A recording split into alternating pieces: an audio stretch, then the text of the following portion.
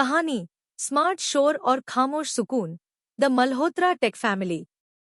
मुंबई का मल्होत्रा परिवार सिर्फ एक खानदान नहीं, एक मिसाल था। शहर के अलग अलग कोनों में उनकी चर्चा थी।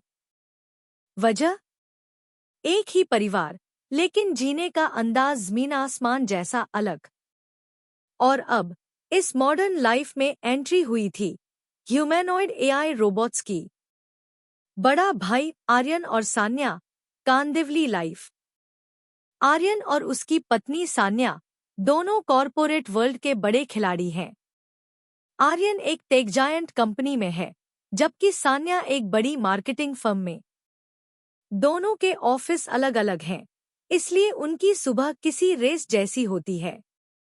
परिवार, 6 बच्चे और एक शानदार 4 BHK घर। एआई रोबोट, इनके पास Z10 नाम का स्मार्ट रोबोट है। लाइफस्टाइल, सुबह जब आर्यन और सान्या अपने अपने ऑफिस के लिए तैयार होते हैं, रोबोट बच्चों का नाश्ता बनाता है, उनके स्कूल बैग चेक करता है और सान्या की मीटिंग के कपड़े स्टीम करता है।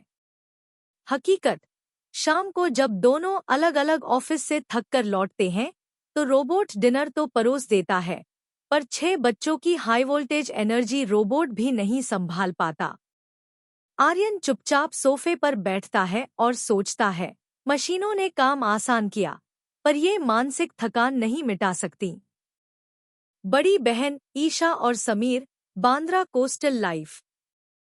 ईशा एक इंटीरियर डिजाइनर है और समीर एक इन्वेस्टमेंट बैंकर। दोनों के ऑफिस मुंबई के 2 अलग कोनों में हैं। इनके 8 बच्चों का शोर बांद्रा की लहरों से भी तेज है। एआई रोबोट, यहाँ वेदा 2.0 फीट रोबोट है, जो बच्चों को होमवर्क में मदद करता है और समीर के लिए ऑफिस की ईमेल्स ड्राफ्ट करता है। मंजर, घर पूरी तरह से ऑटोमेटेड है। लाइट से लेकर कॉफी मशीन तक सब ऐप से चलता है। पर 8 बच्चों की डिमांड्स और चीख पुकार के बीच ईशा अक्सर बालकनी में खड़ी होकर सोचती है, इतनी लग्जरी और स्मार्ट मशीनें, फिर भी दिल इतना भारी क्यों लगता है। तीसरा भाई कबीर और रिया, नवी मुंबई विला लाइफ। कबीर का अपना कंस्ट्रक्शन बिजनेस है और रिया एक प्रोफेसर है। इनका परिवार सबसे बड़ा है, बच्चे और कबीर के माता पिता। एआई रोबोट्स, यहाँ 3 अलग अलग रोबोट्स हैं। एक कुकिंग के लिए, एक सफाई के लिए और एक तगड़ी सिक्योरिटी के लिए। फीचर्स, घर में घुसने वाले हर इंसान का फेस रिकॉग्निशन होता है। सब कुछ कंट्रोल में है। सच, कबीर अक्सर सुबह अंधेरे में छत पर जाकर अकेला खड़ा हो जाता है। क्योंकि सुकून कोई मशीन डिलीवर नहीं कर सकती। छोटे भाई बहन अयान, विहान और माया, नॉर्थ मुंबई बोरीवली लाइफ। अब आती है एकदम अलग दुनिया। नॉर्थ मुंबई बोरीवली का एक बेहद शांत और गुल्लक जैसा घर। यहाँ 5 बड़े रूम हैं, सब कुछ साफ और ऑर्गेनाइज्ड। अयान 20 उदास स्माइली ऑफिस में काम करता है, अपनी लाइफ खुद मैनेज करता है। विहान, ट्विन भाई, पढ़ाई के साथ साथ गैजेट्स का अपना स्टार्टअप चलाता है। पुराने फोन और नए गैजेट्स बेचकर अपनी अच्छी कमाई करता है। माया, ट्विन बहन, पढ़ाई और फ्रीलांसिंग, अपना पैसा, अपनी आज़ादी। इनके पास भी रोबोट है, लेकिन वो सिर्फ एक मददगार है, लाइफ नहीं। शाम को यहाँ चाय होती है, हल्का लोफाई लोएफी म्यूजिक बजता है और तीनों शांति से अपना काम करते हैं। यहाँ कोई हड़बड़ी नहीं है। महामिलन, पुश्तैनी घर की हलचल।